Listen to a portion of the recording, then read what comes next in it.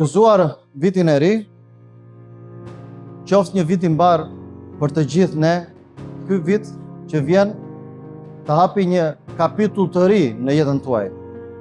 Amen. Kjo është lutja ime, që jeta juaj të hapi një kapitull të ri.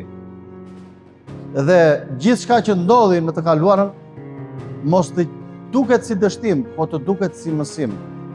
Dhe mësimi sjell fitore, sepse shumë njerëz sot mund të kenë dështuar të bëjnë disa gjëra në 2025, ose të përmbushin disa gjëra në 2025, dhe nuk ja dolën.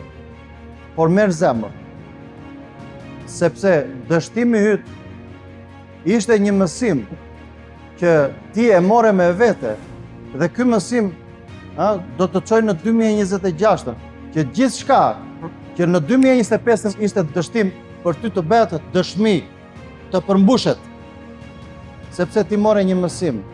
E di shumë mirë nga dole, kështu që mos e quaj dështim, po ishte një mësim. Dhe Zoti na jep një vit tjetër tani, që ne të përmbushim ato që nuk përmbushëm në 2025.